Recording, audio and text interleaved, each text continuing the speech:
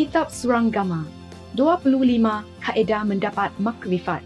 Saksi diberikan dalam bahasa Inggeris pada 6 hari bulan April 2019 di Taiwan, juga dikenali sebagai Formosa.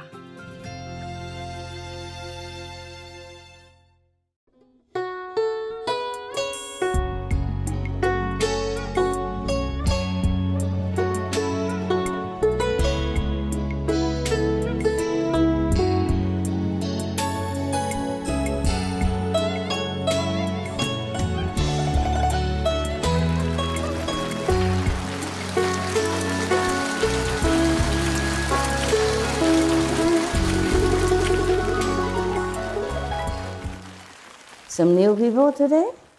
No? Oh, you just changed the role, right? Ah, good, good. How are you? 안녕하세요.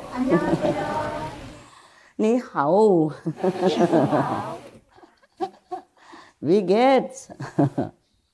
Really nice to see you sometimes. Yeah. Because you are the addicted. Yeah. Addicted to master, right? Yeah, always coming no matter when. Yeah. And the food okay today, huh? Yes. I give a message. I say, cook a little bit more variety. And today is a lot of variety. Will you enjoy? Yes. I say you don't come that often. Yeah. Make a little bit more choice. In case you don't like that, you can have that, you know. Treat you like a king, you know. The king, they have a lot of food. Yeah. But you are better than the king. Nobody ate before you. The king have to have somebody to taste it in case it's poison. Yeah. Actually, that's not logical that the king want to kill somebody just for himself. In case it's poisonous, then that person die, yeah? But actually, I think this is just a kind of prevention, huh? Because if people already know that there's somebody tasting before the king, so they wouldn't put poison in it. So that is just helpful in that way. Didn't today matching my clothes. Okay.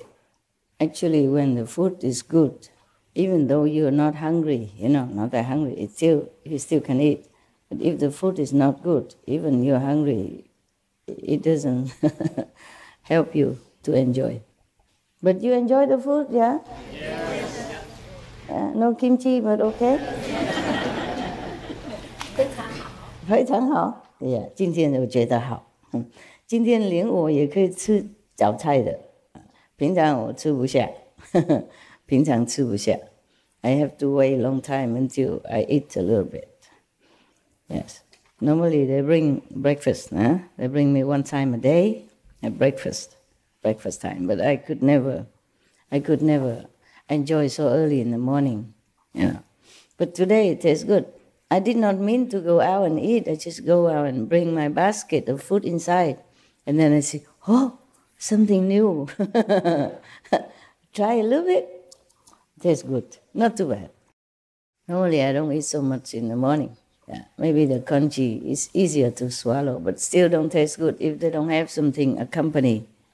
Not good accompaniment, then I just use some bean curd, tofu, or some pickle stuff. And hot, you know. Yeah. Sometimes when I cannot eat, then I use a Korean instant noodle. Hot. Very appetizing. If I cannot eat anything else, you know, just to calm the stomach. To dilute the sour acid inside, yeah, and then continue living. You still blending? Yeah? From time to time only? You cheat now? I introduce you as a blender.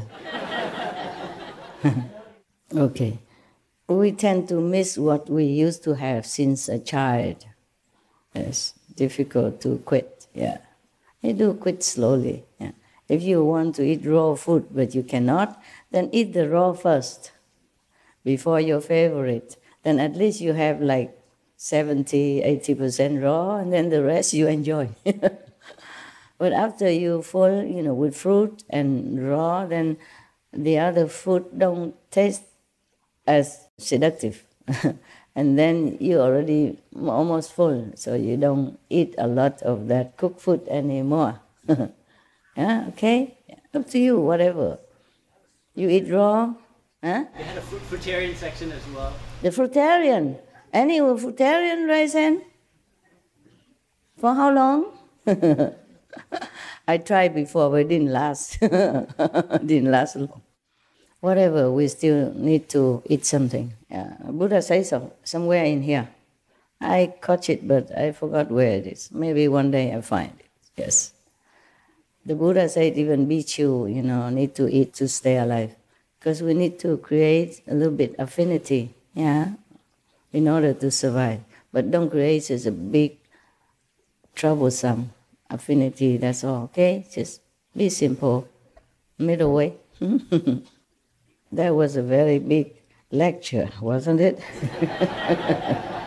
Very philosophical and deep, profound, all the way down here.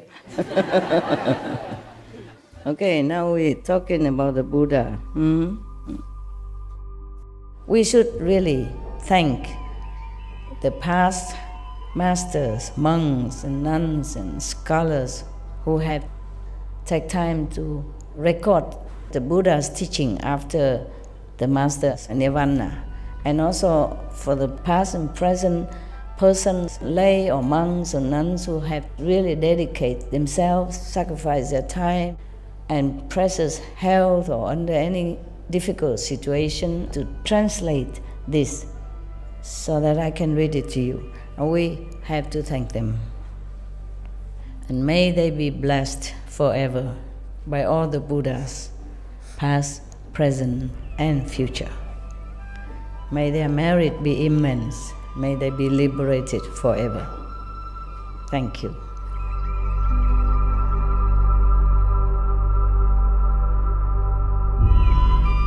According to Buddhism and the believer and the tradition, when you read sutra and all that, you have to put on incense, flower, and bow to the sutra first and thank all the Buddhas and Bodhisattva in 10 directions, all respectfully, before you read it, okay?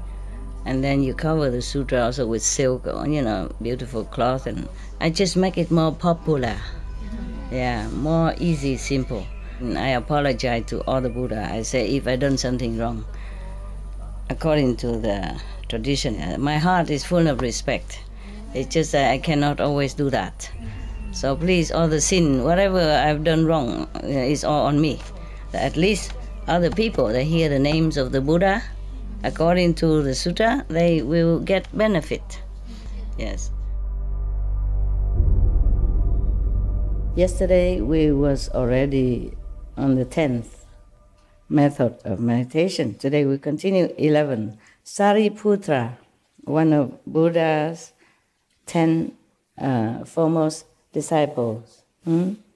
Sariputra now arose from his seat, bowed at the Buddha's feet, and said to the Buddha, "From distant kalpas until the present, my mind and views have been pure."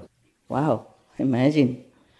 All of them remember kalpas past, not just like last few lifetime or Qinglong's time, but many, many eons past, countless of years or times, many worlds comes and goes, they still remember. In this way, I have undergone as many births as there are grains of sand in the Ganges. Again, incredible.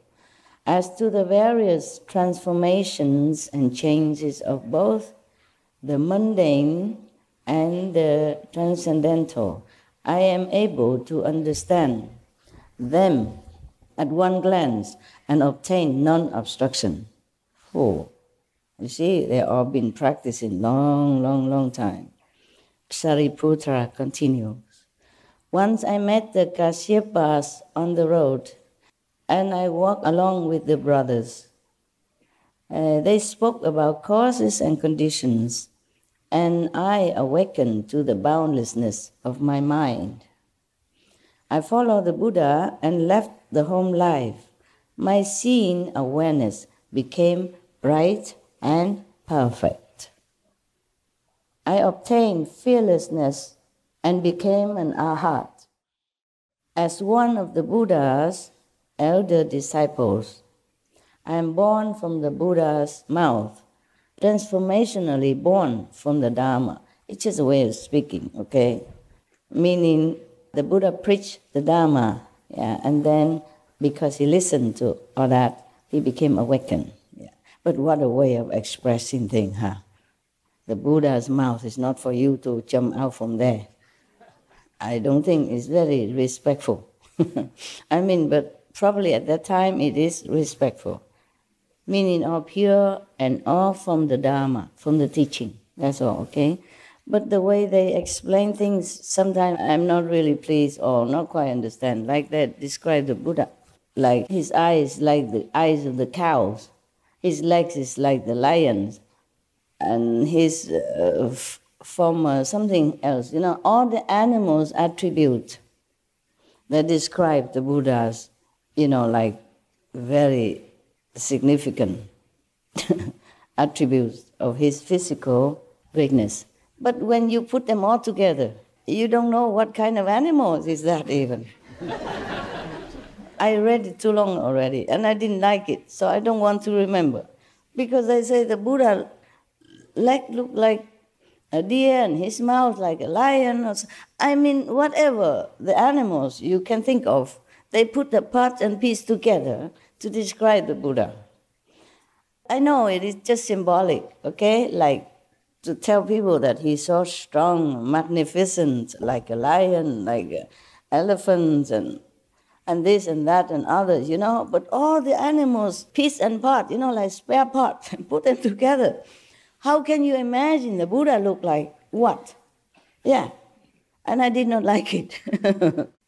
So I was saying long time ago when I was first out talking to the Taiwanese audience in my lecture, I say, whoever described the Buddha like that, they must be Buddha's enemy. Make him look bad.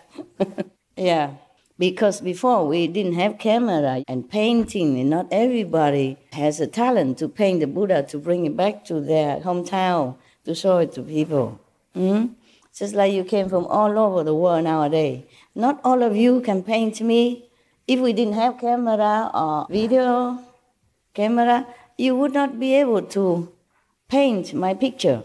Not all of you have the talent. Oh, please don't, because if you don't have talent, please don't do it.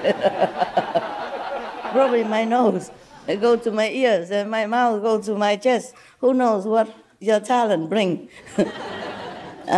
So it's similar in the old time. Somebody tried very hard to describe the Buddha's image to somebody who has no chance to come to see the world on a one physically, personally. So they try very hard and they exaggerate it, you know, the way the Indian people do. Yeah. They just love him too much. Yeah. So they just try to use the best, whatever, the most significant animals to describe him. But then when you put them all together, you cannot picture out what a Buddha looked like. This is like a very weird animals, indeed. Yeah, maybe I find it, and then I will tell you all the spare part that they make up of the Buddha. My goodness. And then it's even written down. Yeah, for the later generation to imagine. Thank God nowadays we have camera. But even then, some cameramen are kind and gentle. They make me look beautiful. And some, I don't know, they just tried the button yesterday, just like me with my iPhone. Don't know much. And then they still make my photo or my video. And I can't recognize myself. I said, do I look that ugly? So if the newcomer come, they don't know where to find the master, you know? Because one photo looks so beautiful and young, and the other photo looks so ugly and old and, you know, so distorted. Yeah. I make a joke before, remember? Somebody come and ask me, where is that beautiful Master Ching Hai? Ask me myself. Or somebody else come and say, where is the Supreme Master Ching Hai? I say, it's me. And they say, no, she looked uglier. So, okay, continue. Sariputra. The Buddha asked about perfect penetration, as I have been certified to it, for the mind and the seeing to emit light, and for the light to reach throughout knowing and seeing is the foremost method. So, I think he meditates on the light only. Yeah. See, nobody has a Kuan method yet. Not yet. The Buddha just preach. Yeah. And they just meditate whatever they have been meditating before. Or the Buddha just told them, okay, you concentrate on this and that, breathing or whatever, yeah? The Buddha did not teach them Kuan method yet. Wow. And you get lucky. Jump in, on board, right away. No tickets needed. No building houses, no Milarepa test, nothing. We have the most generous master. Some are like that. Cannot even withstand one test. Test because they have problem, not because I wanted to test them. They have problem, and I check them, and I don't like. This kind can never go anywhere, can never progress. Maybe the maximum is just a third level. Most people are maximum practice a lot, asceticism and everything, third level max, okay? And those who are too sensitive to their ego, carrying the ego all over the places, will never go anywhere.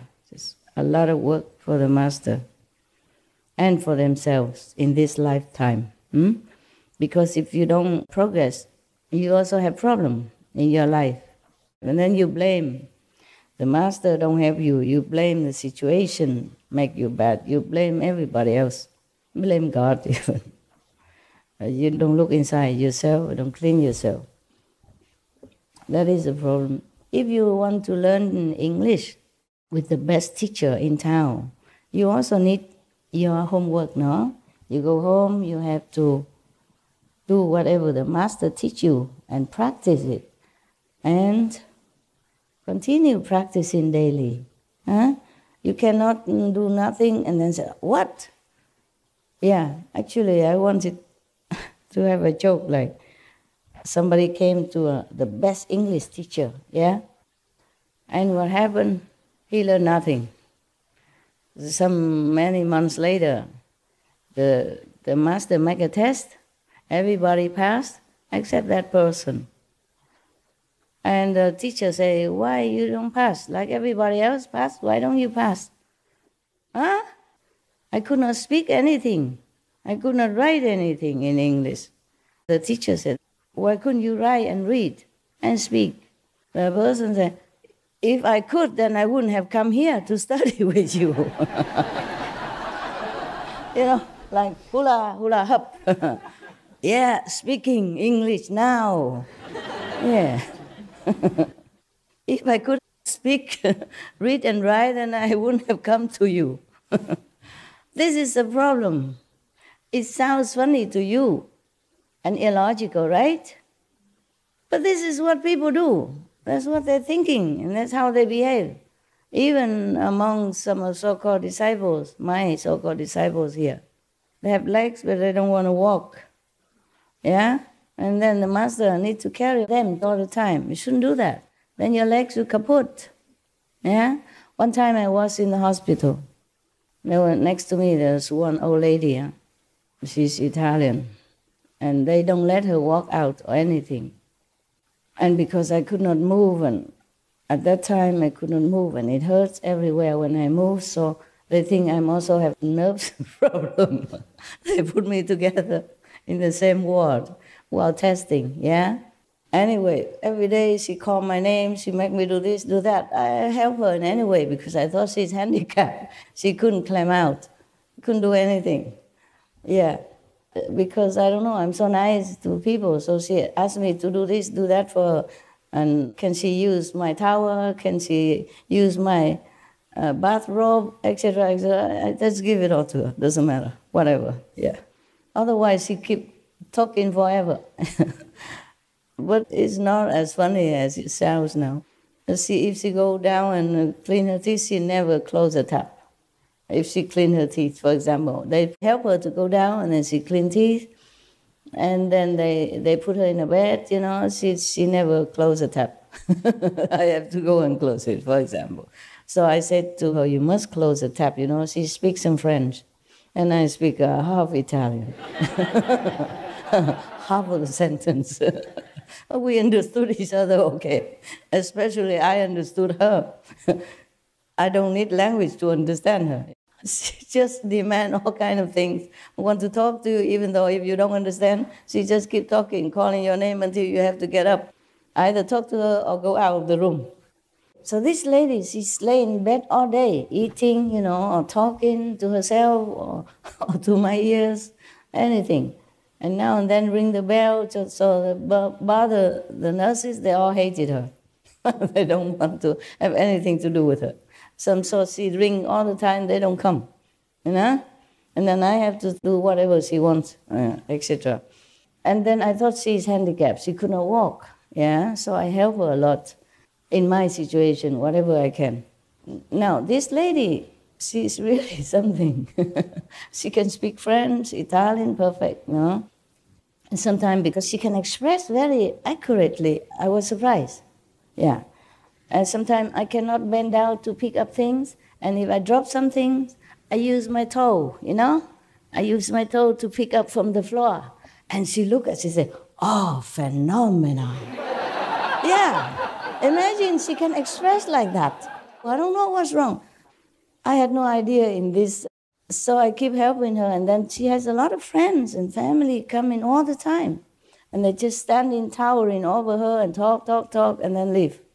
And one day, her son come in. Her son was a doctor even, yeah? So he speaks French very well. I was thinking I should talk to him, you know, one day. Maybe he worked far away, so he didn't come every day. Only that day he came. I said to him, you know, you have many French relatives coming here to see your mother, but she's in this bed all the time.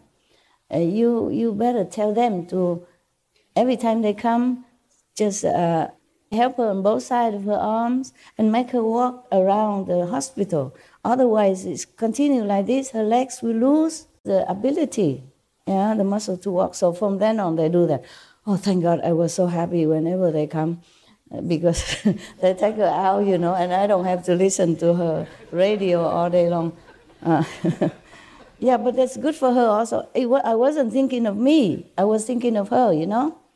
Because when I saw the nurses take her out of bed so that they can clean the bed and change the bed, I saw she can walk with him. So I told him that. And from then on, they come in and not just blah, blah, blah, but take her out for a walk in the corridor and all that. She could walk even. She don't even need that. She just loved it. One day I tested her, she just run to me. Yeah. If you give her some favorite stuff, oh, she come to you. No big deal. Yeah. So from then on, they keep doing that.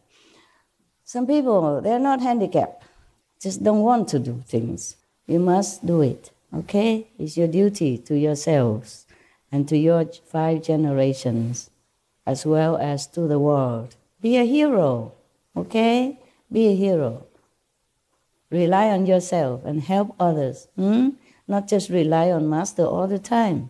Like if you're a baby, then your mother feed you milk, yeah, and liquid food. But when you're growing up, you chew, man. You chew, okay? And you learn to walk, learn to talk, and then you can learn to be of use in the society. That's what we should do, okay? That's why we have to keep our dignity, yeah? Do our job. Whatever job, we do it perfect as we can. And the spiritual practice, we do as best as we can. Yeah? Don't make any excuse to slow down yourself and make trouble for yourself and for other people. You're grown up, no? Grown up. Even children, they practice well. All right, so now that's what he thinks, yeah? after he concentrated on the talking of the Buddha of those long time, kalpas ago, these two other monks outside on the street, then he see the light, maybe concentrating, see the light. So he think that knowing, meaning listening to the teaching, then he have knowledge about spiritual practice. And then seeing inside, you see, knowing and seeing is the foremost method. Knowing, because the Buddha teach him, or these kalpas ago, he met a good spiritual friend teaching him, and intellectually he know things. He understand the spiritual practice. And then seeing, meaning maybe at that time these spiritual friends teach them to concentrate, to look inside, yeah? And the Buddha at that time also probably teach him how to meditate on seeing, okay? From the inside eye. So he said that's the best method. Learning the theory and looking inward, yeah, best. Now, we have the next one. Universal worthy Bodhisattva, that's his name, arose from his seat, bowed at the Buddha's feet, and said to the Buddha, I have been a Dharma prince, with as many thirst-come ones as there are sands in the Ganges. And still did not become Buddha yet, with so many Buddhas, learning so many. What's wrong? I want to know what's wrong. The thirst-come ones, meaning many, yeah, of the 10 directions, tell their disciples who have the roots of a bodhisattva to cultivate the universal worthy conduct, which is named after me. Wow, big shot, huh? His name is universal worthy, and many conduct have been named after him. Were honor one, meaning the Buddha, Sakyamuni Buddha, I use my mind to listen and distinguish the knowledge and views of living beings. In other regions, as many realms away as there are sands in the Ganges, if there is any living being who discovers the conduct of universal worthy, I immediately mount my 6-tusked elephant and create hundreds of thousands of reduplicated bodies, transcendental bodies, transformation bodies, yes. Not physical, but can be in many places at the same time. Reduplicated bodies which go to those places, although their obstacles may be so heavy that they do not see me, I secretly rub their crowns, protect and comfort them, and help them be successful. Successful in cultivating the universal worthy conduct. There are two kinds of conducts. The reason why the Buddha named the other Buddhas, countless Buddhas have named many conducts and teach the conduct to their disciples in their time due to him. Teach this special, universal, worthy conduct. I have to tell you, otherwise you don't understand. Because this is my own experience, okay?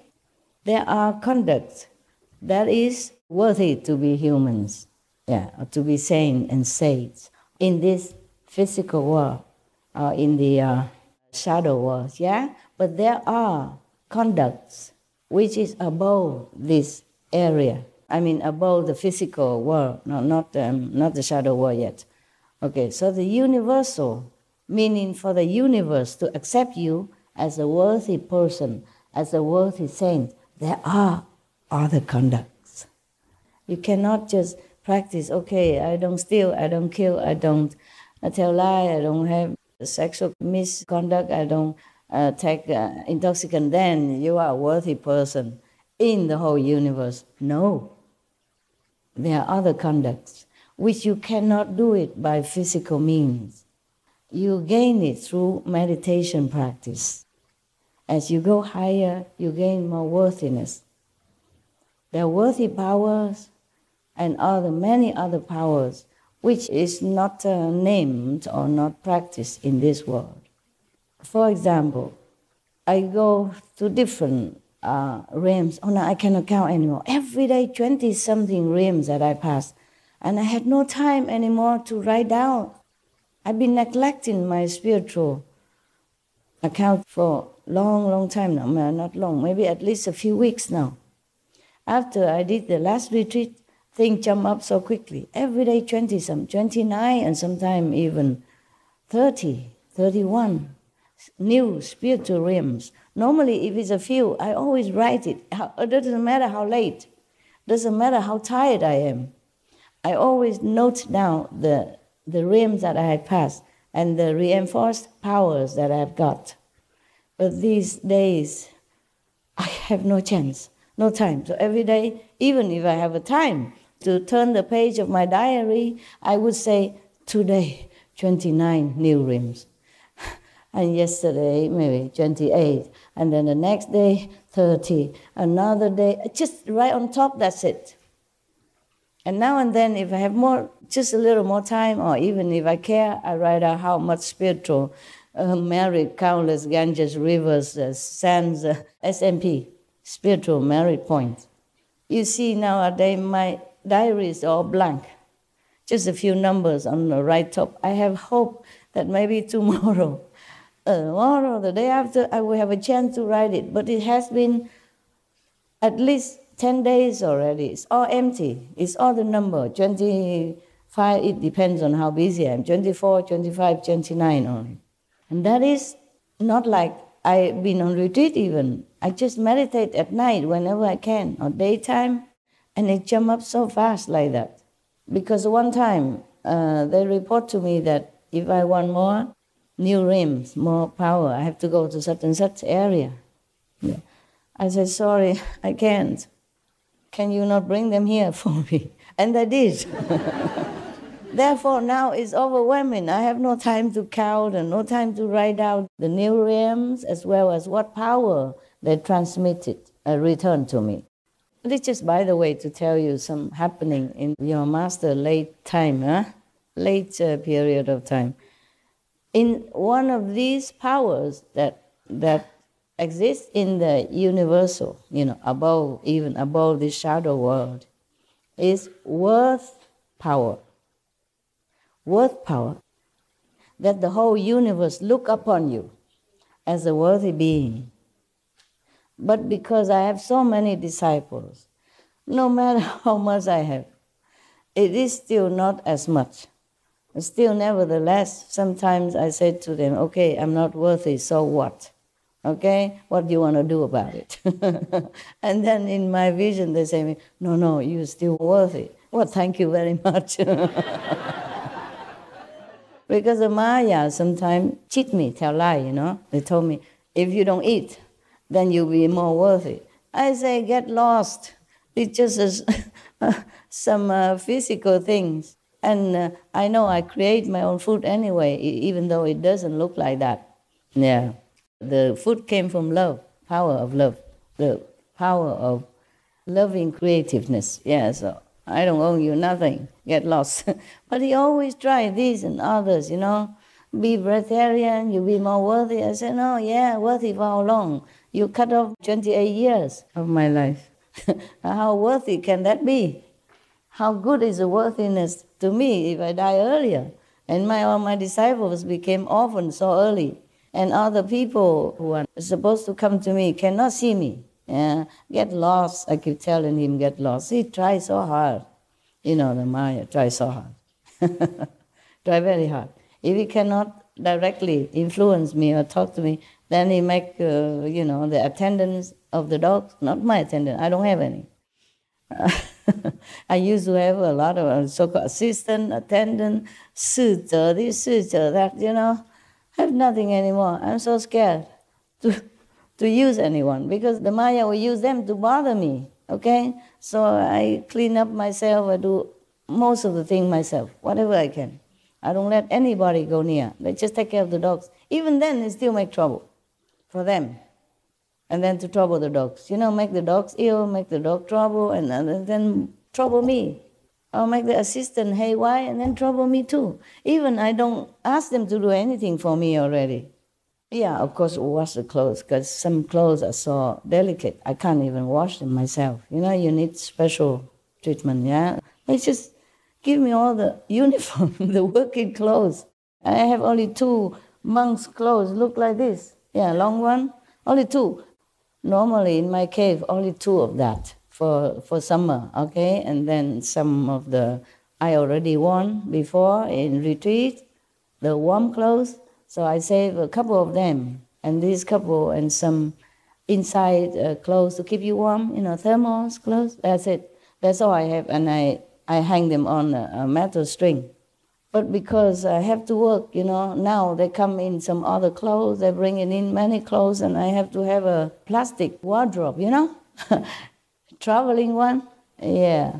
I don't want the heavy wood and stuff like that. In case I don't need anymore, I can just take it out and throw it outside. They take it away.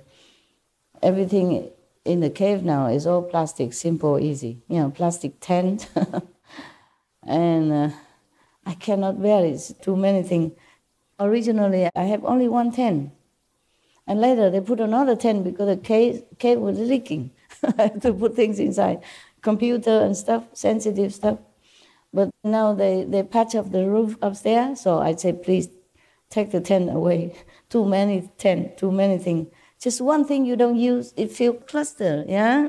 I say, but Master, we can put it back the same place. They say, I don't need it. What for? Put it back. But I don't want to offend them, so I said, never mind, you fold it. If I need, you can do it right away. So why put it there or now, okay?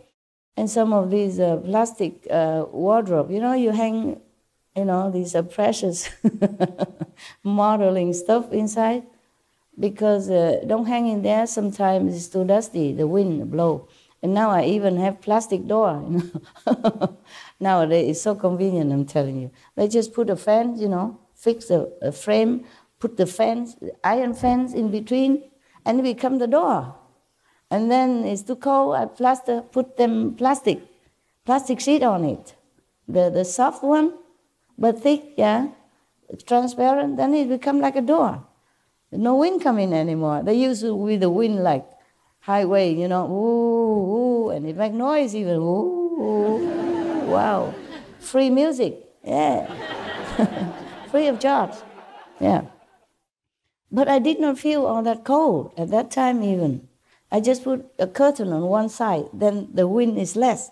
If it has another outlet, there were 2 big hole entrance, one the front, one the back.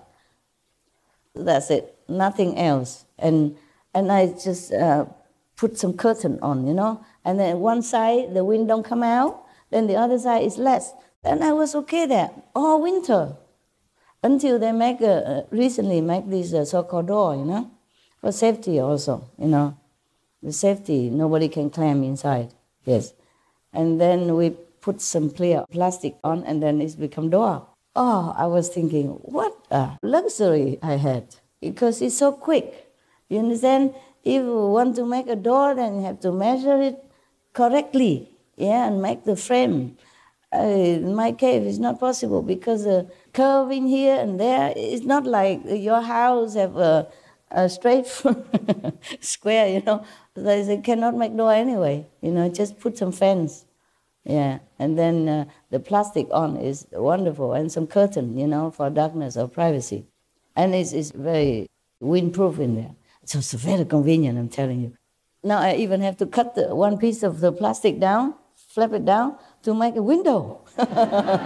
So that I have more air inside. Just plastic sheet, and it's so windproof already. And for me, I can make a window, magic. I use a knife, just cut this like that, and it's a window already. Because they put some mosquito net, the screen door. They put the screen on top. They tied it on the fence. Then you have it. You have everything. The door can also screen. You see, they have one side screen, one side. They tape it on, so fit. So I feel suffocated. You know, I use my knife to cut my instant window. Oh, not just immediate enlightenment, but immediate window. Everything nowadays is instant, immediate. Instant noodle also. Oh, I feel our time is really very convenient and wonderful. Nah? Imagine the Buddha's time. He doesn't have even a tent. He sits under the Bodhi tree. Jesus sat in the desert. Nothing. Many people in the old time, they sit under the tree. Yes, some trees are so thick, or they have a hollow in their trunk. You could sit there. I've seen some, not in our area. Unfortunately, otherwise I would be very happy to use it. No need to bother anybody. So I was thinking, very, very happy yogi I am. Everything so quick, instant, and useful. I mean, it's just the same as a door. Because if you want to make a real door, I have to measure correctly, make a frame correctly. I have to stuff all these curving holes because of the cave. They're not like here. They're not square and symmetrical. No. So the fence is as good as it gets already. Fine. And then I even have mosquito net and the instant window. Oh, I feel so happy, I feel like very, very contented, very lucky. And whenever I take a shower with warm water, in winter is like heaven. Feels so good, so good. Yeah. The Buddha did not have all this. If he want to take a shower, I think somebody has to boil water for him at that time. Perhaps they didn't have master skills. No, not my skill. It's our modern time skill. It's not my skill. It's the electrician. He put a water tank, a heater. It's plugged in, brother.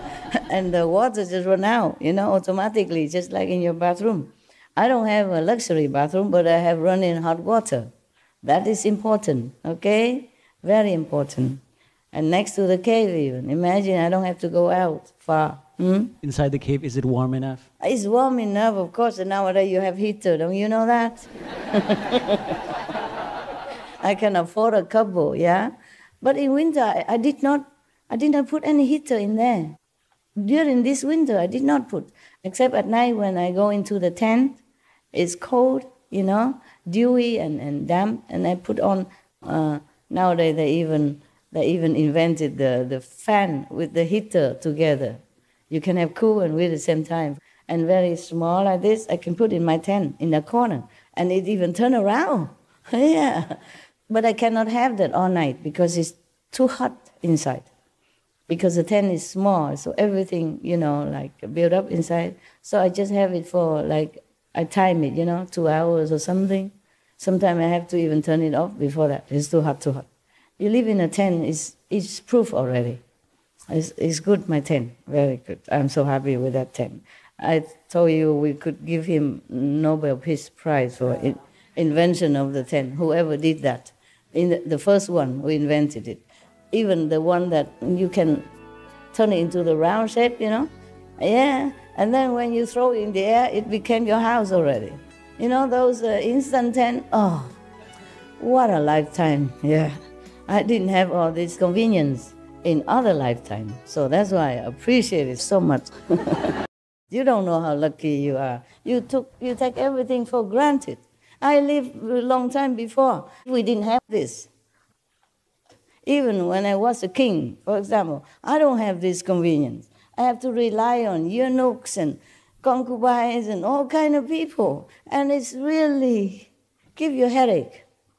With their ego, their clumsiness, or their misunderstanding, all kind of thing. Don't think you have a lot of servants, you happy. No. That's why many kings are bad mood, Cannot be too happy. Have you ever seen any picture or any painting of the king laughing like we do here? Like me? No.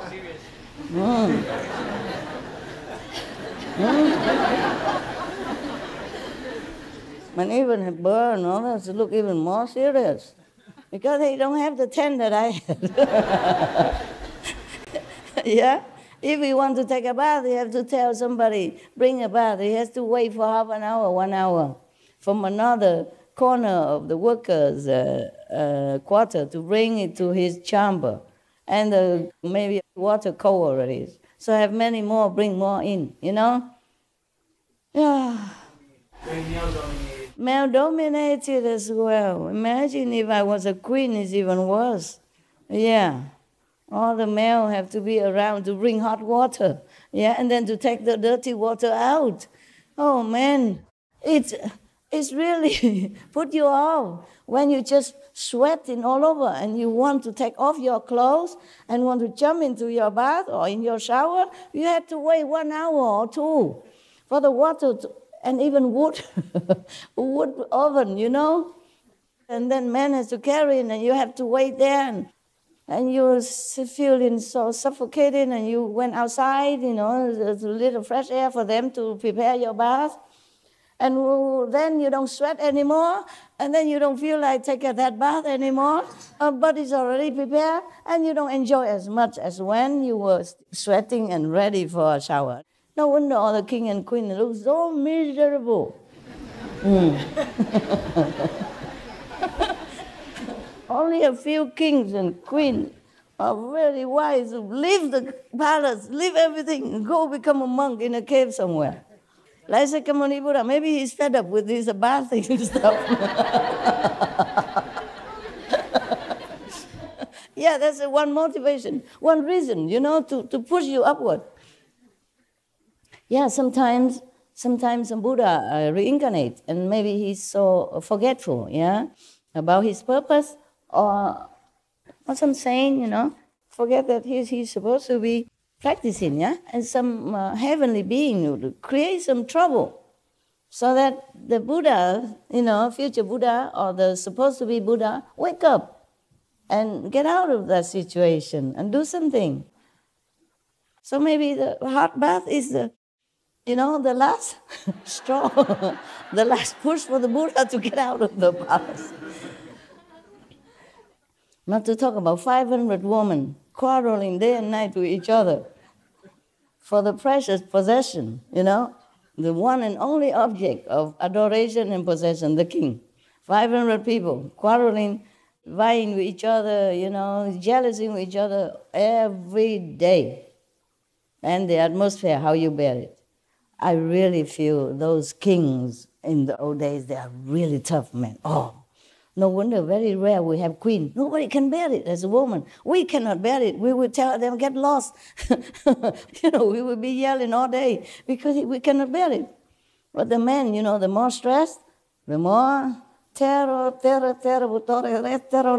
and then they get stronger and stronger.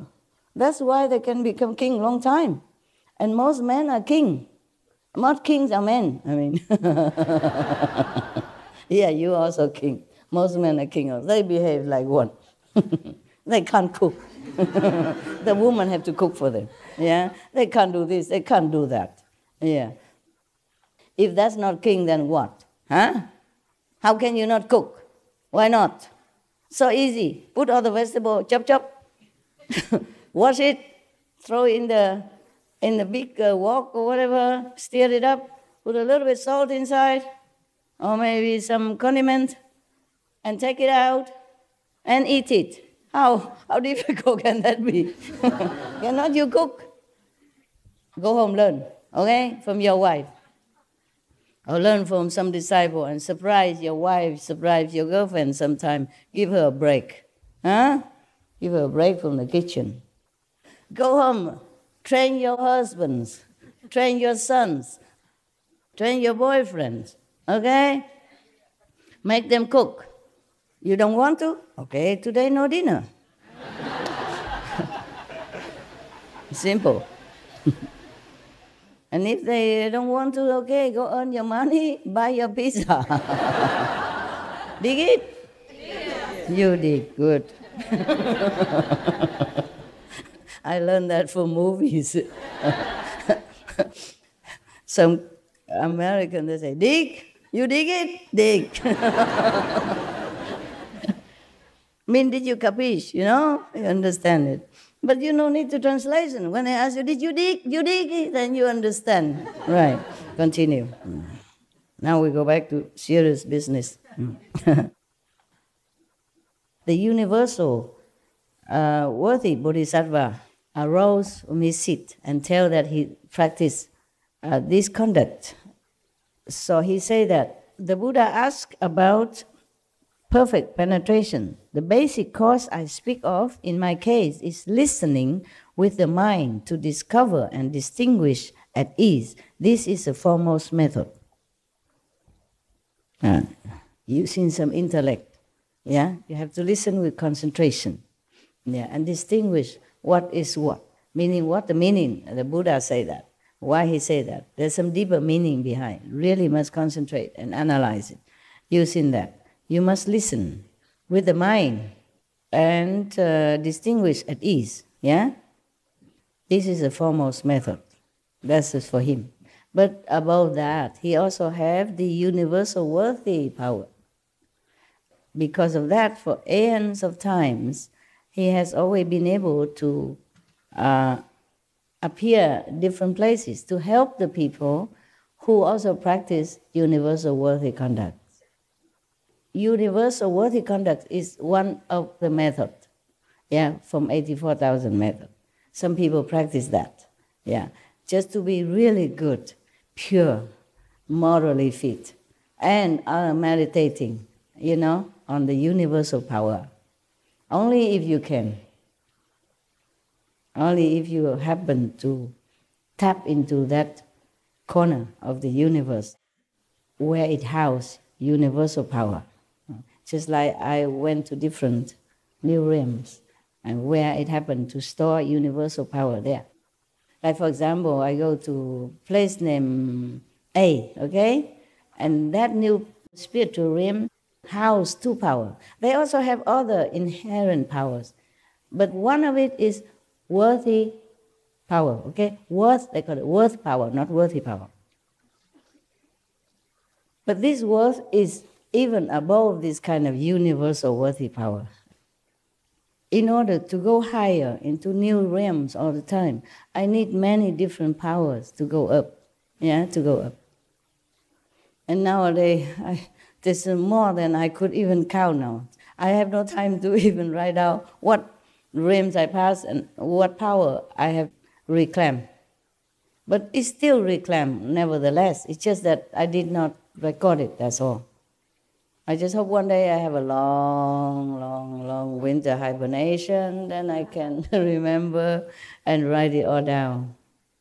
Or maybe not. So, because of that even, he could go and help a lot of people. You see, so the saints and sages, they don't just practice, attain their enlightenment, and sit there doing nothing. They're quite busy, yeah? Going from one place to another, helping one person after another, even though they don't even know it. Yeah. Just like you have angels around you protecting you every day, but you don't see them. All right. So now we go to the next one. My calendar is running wild. 我的日历很长，好几年聚在一起。I say so many years together. Okay, now. Sudarananda is another monk. Arose from his seat, bowed at the Buddha's feet, and said to the Buddha, "When I first left home and followed the Buddha to enter the way," meaning for enlightenment, yeah, the way. They call it the way, the path, the Tao is the same. I received the complete precepts, 250 precepts, yeah, for monks and nuns. But my mind was always too scattered for samadhi. Even received the precepts and maybe some meditation instruction, but his mind is running all over the place. He cannot concentrate, so he cannot enter samadhi state. And I could not attain the state of having no outflows.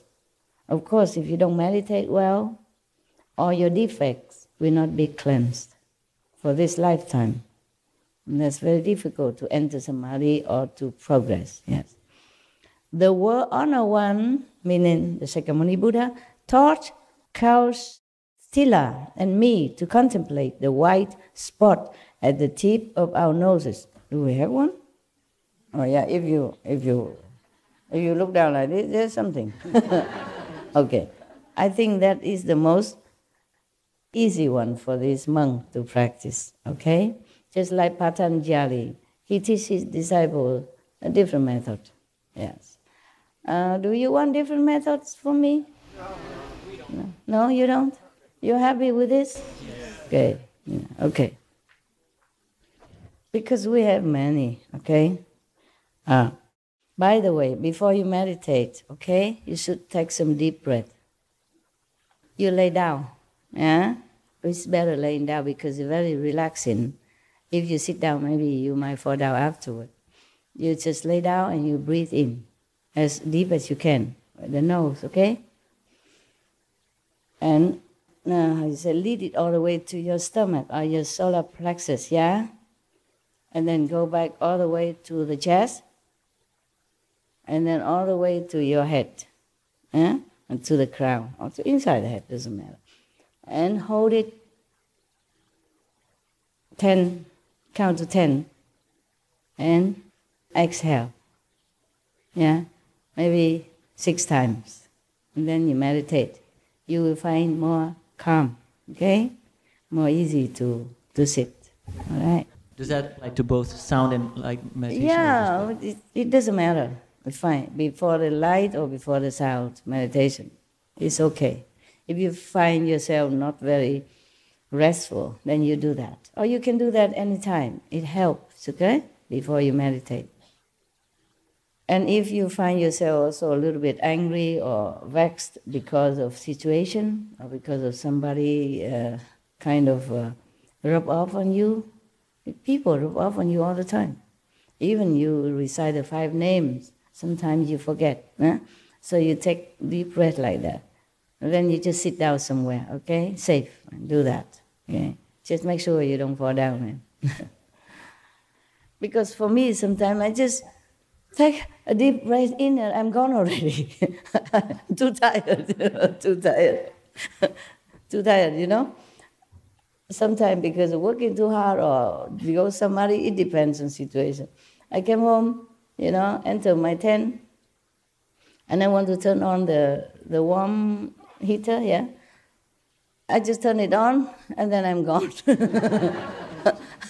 and then I'm still holding it. And only when it dropped, boom, then I realized, why am I gone so quickly? So therefore, that's why most masters teach you to sit on the floor, huh?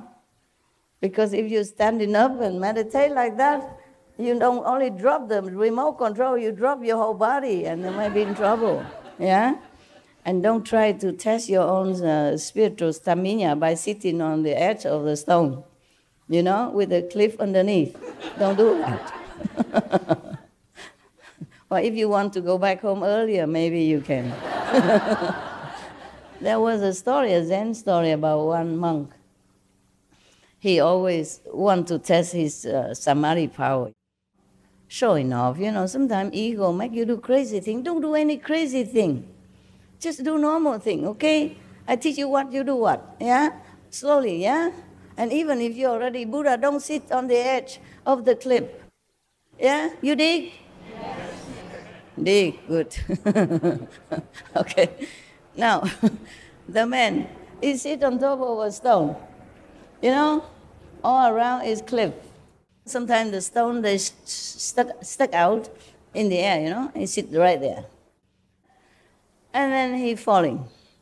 And the Hufa, the Dharma God, come and caught him, and he's safe.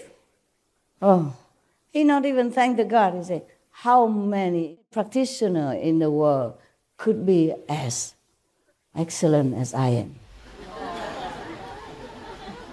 Yeah, because the Dharma God help him. He feel he's some big shot, sit on there, making trouble for the Dharma God. Don't even say sorry. Don't even say thank you. How many excellent practitioners like me in this world? So the Dharma God answer. You know the answer, right? I told this joke before. He says, such a lousy like you, oh, plenty. Lousy one like you, oh, plenty. Ay. Just don't do it, okay? Even you, if you have angel around you. All right, you laugh enough already? Good. Laughter is good for you. You see, we encompass also another yoga practice. Yeah, laughing yoga, no? Yeah, for that I should cash in some extra.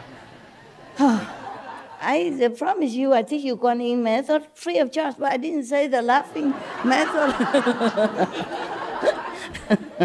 What? Yeah, bonus, I didn't say bonus.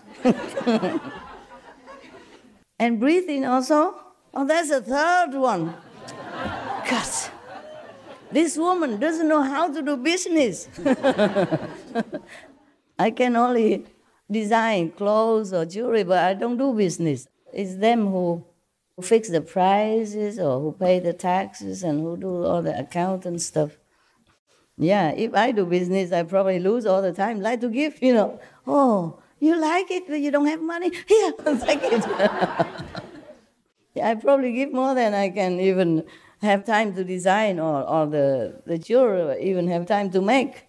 You understand? So I just stay out of my inexperienced trade, I just sit here, do what I can, Reading is easy, right? Making calendar is not too difficult. Explaining things, you don't understand anyway, so whatever I say, is okay. Yeah. You just like to look at me only, you told me. Whenever you look at me, you don't feel hungry, you don't feel cold, don't feel thirsty, you don't want to go home. So I just sit here and talk whatever, to make you happy. Because whatever I say, some of you, you're always happy, and laugh, and some even very much agree to it. Always, Yeah, whatever I say. Yeah. There's the Taiwanese and Vietnamese style, and some do the Indian style. At least mean yes, no? You know, right?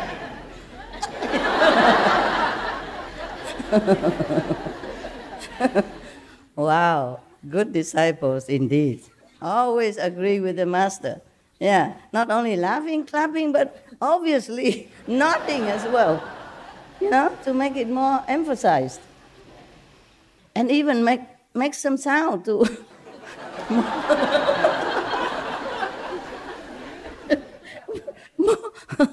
to be more obvious,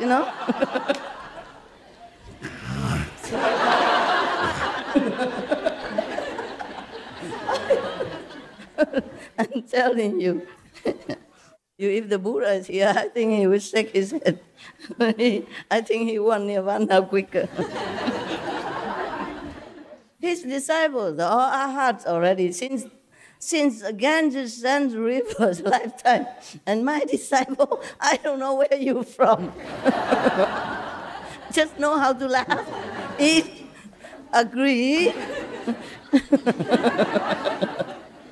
and make some approval sound.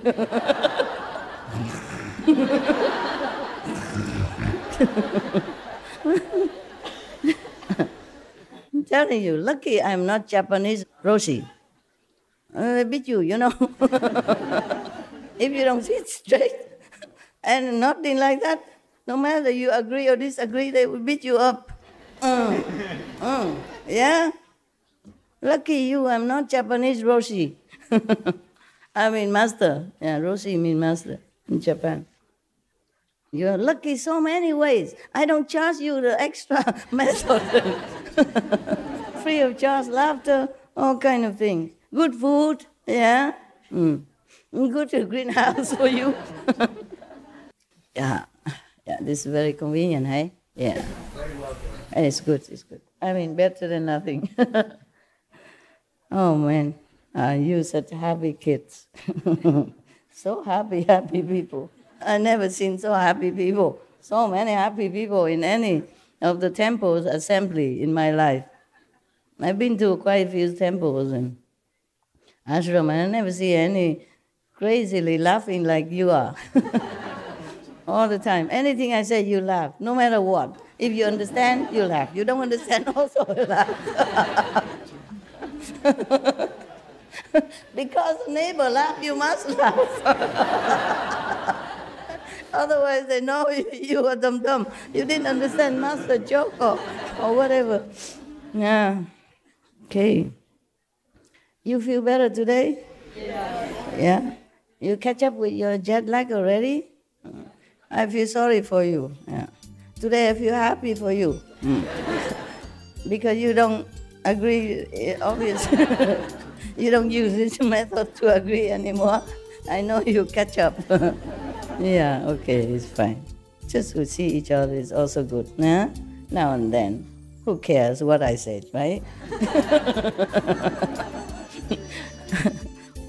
All right, good. Okay, so the Buddha taught him Sudarananda to contemplate on the tip of your nose. From the first, he continued, this monk. From the first, I contemplated intently. After 3 weeks, I saw that the breath in my nostrils looked like smoke when I inhale and exhale. My body and mind became bright inside, and I perfectly understood the external world to the point that everything became empty and pure, like crystal. The smoky appearance gradually disappeared, and the breath in my nostrils became white. When he said that, I don't know, maybe he meditated in a cold winter area, and when you breathe out, it's white. No? You think so? No. Huh? Like a chimney, is it? Okay, now, it's just because his mind is different. Not because the smoke come out of his nostril different. His mind is different. Yeah. He probably go up to a different level, and it became like that. Because you can see here, he said, my body and mind became bright inside, and I perfectly understood the external world to the point that everything became empty and pure, like crystal. And the smoky appearance gradually disappeared, and the breath in my nostrils became white. Okay, not smoky, but white. It's just when you are in different level, you see things differently. Just like I see the green, ugly sofa became white, reclining. They call it a lounge chair, long, white. Or that I didn't see the other 3 bottles next to the 1 bottle that I saw. Yeah. Something like that. Many other things I don't remember now to tell you, okay? When we are in a different level of consciousness, we see more reality than the appearance of this illusionary magic game here, okay? Yeah. It's nothing really mysterious. Nowadays, even scientists can prove it. The hologram things, I told you already, right? Who is that singer? They created a hologram of her in another far, far, far away concept, different concept. So she be in 2 places same time with the hologram technique. Yeah, that's a technique, you can do it already nowadays. It's just very expensive for your master to, to try. Maybe later you see me here, but not me here, huh? Yeah. Beloved Master, even quantum physics proved that everything is made of music. Music, yes. Music, sound. Oh, yeah, vibration. Okay. Exactly. Yeah, they prove everything nowadays. There's nothing mysterious anymore. Okay, huh? Yeah, soon you can also appear in many places just to scare people. When they were gossiping about you and you just appear. I heard everything. I will change my will. The will of the inheritance.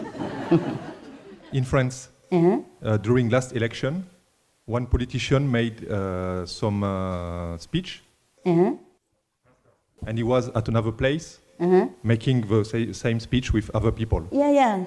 Nowadays we can do that. Yeah, in France they make it already. Yeah, you see that? I'm not telling the story. It's true. I saw the clip just passing by somewhere. I don't know where. I saw her just standing there singing, talking to her fans. But she has having a physical concert long distance from there. I don't know how many miles or how many countries. Yeah, it's nowadays they can make that already. Okay, maybe one day then it's good. I can retire. I sit in my cave and just project this. And maybe each of you will have one master, hologram. What? Where? Master, please touch my head. Can I hug you?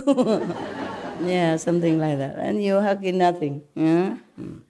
Yeah, but I wonder why it took so long, because in the movie Star Wars, they already saw this type of thing already. Yeah? Why did it take so long now to realize this, to make it come true? In the future, this hologram stuff will be cheaper. Yeah. And I can just sit in my cave all day long. Whenever I want to talk to you, I just project this hologram. I just tell the assistant, now, turn it on. Tell everybody to gather first, and then now, turn it on. And then you saw me sitting here. Yeah, just like now. Who knows, yeah? Nowadays, we're so advanced, not as good as in many other dimensions, even in the astral level, we are nowhere yet. But still better than 100 or 1,000 years before, right? Yes. Okay. Coming back to serious Buddha business. So, my mind, Sudarananda, continue, yeah? Because at that time, he must be in samadhi or in some different level, because he say his body and mind very bright. He see the light inside and he thinks it's from his body and mind. But he enter another dimension, or maybe inside, you see, samadhi. That's why he say his mind and body very bright. Just when you meditate, you see the light, that's what it is, and you think it's from here, or from your own body. So that's how he described it at that time. And then he said, my mind opened and my outflows were extinguished. Every inhalation and exhalation of breath was transformed into light, which illumined the 10 directions, and I attained a hardship. The World Honor One predicted that in the future I would obtain Bodhi, would become Buddha. Oh, it doesn't need Buddha to say that. I can also say that. Everybody in the future will be a Buddha. The Buddha asked about perfect penetration. I did it by means of the disappearance of the breath, until eventually the breath emitted light, and the light completely extinguished my outflows. This is the foremost method. So that's what he thinks, yeah? That because he observed the breath, and the breath transformed itself into light, and that light purify him, etc., etc. Yeah, and then the Buddha even say that he will realize Buddhahood. So he's happy and he thinks practicing on the breath is the very best method. The next one.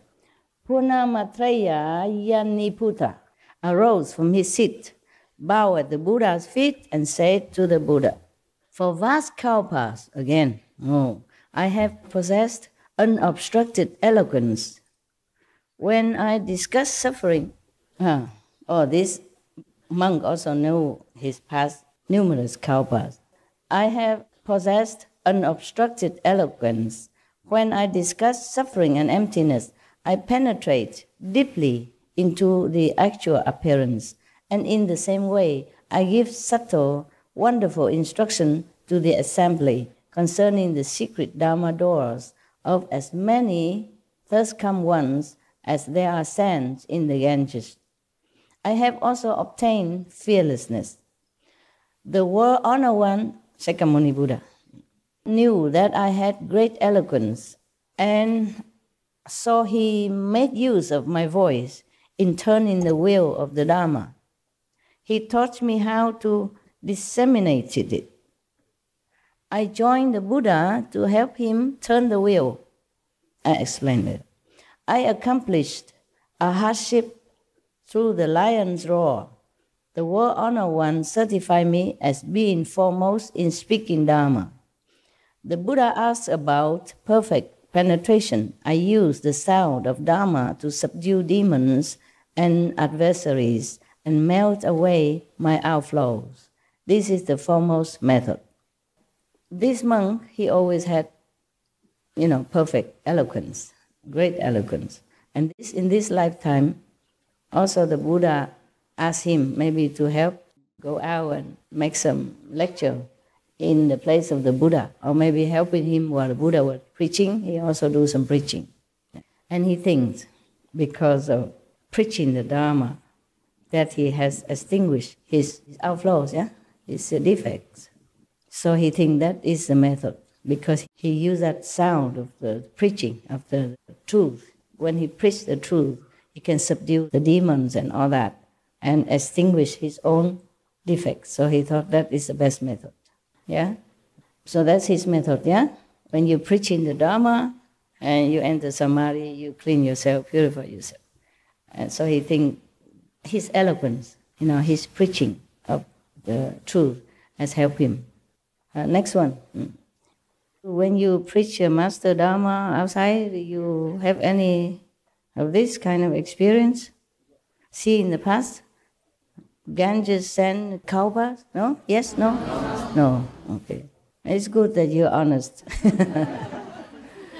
This period of our life, of our time, it's very difficult for people to attain such attainments. But these are hard. They have been countless of aeons already been saints. So they came back to help the Buddha in some way. Either to help him to preach the Dharma instead of him all the time, just like some Guan messenger go out, or you do it, or some other help him, like being his attendant. Yeah. Other help him in giving the precepts to the new monks. Other helps him in maybe, cleaning the ashram. Because if you are not pure, you should not go there even just to clean the ashram. Nowadays, I don't know, just whoever can clean, just clean. But not clean my personal space, just a street or something around. And even then, I let them in only once a month. I don't want people come in and out every day. I'd rather have the dry leaves there on the street. They're harmless, okay? They don't emit any bad energy or whatever, or disturbance, or they don't want me to go out and touch their head or bless them or whatever, yeah.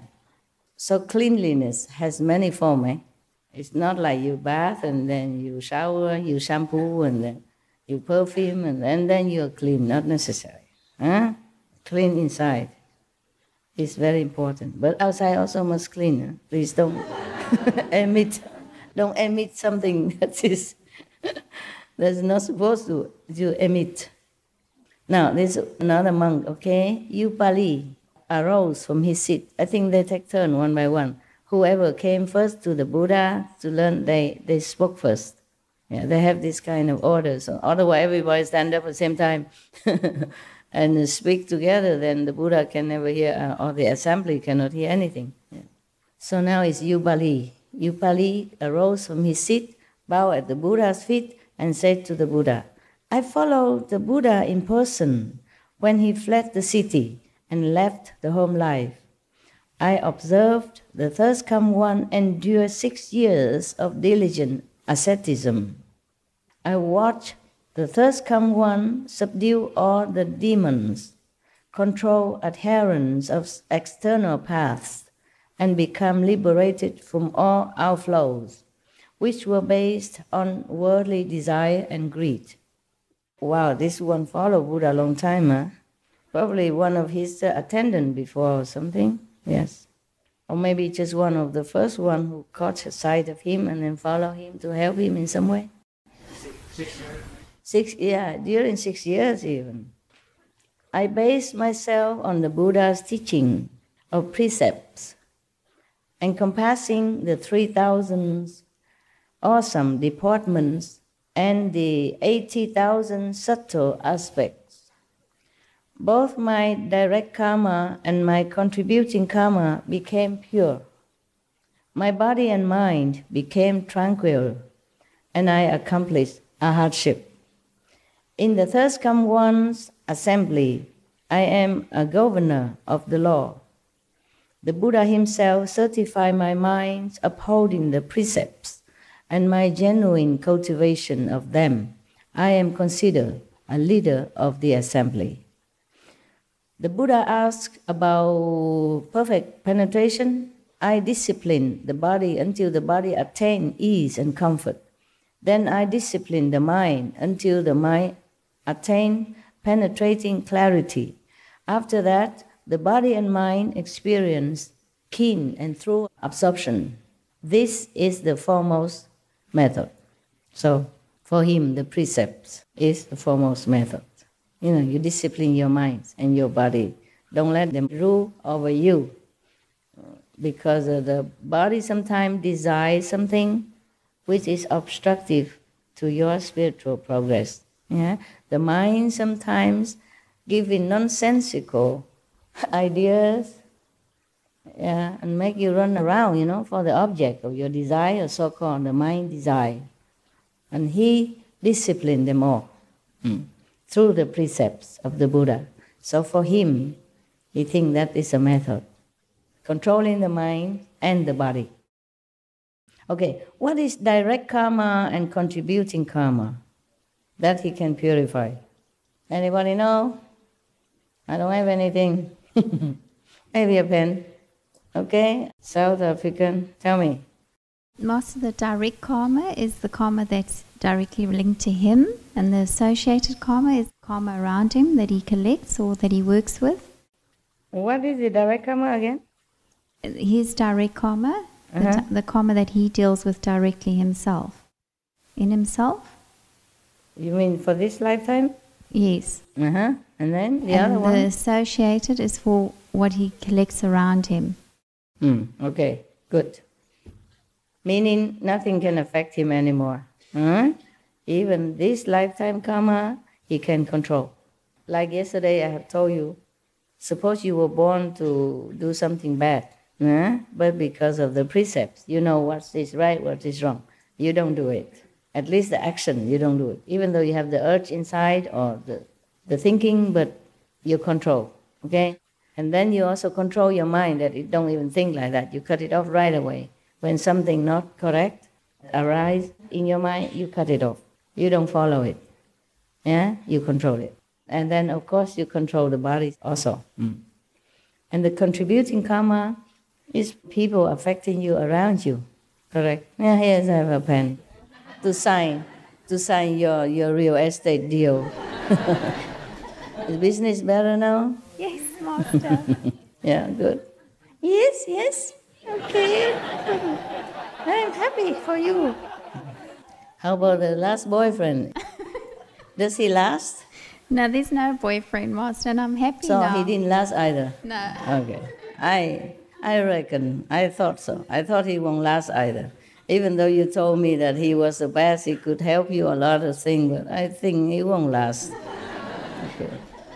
Well, I'm glad I last. At least one person lasts in your life.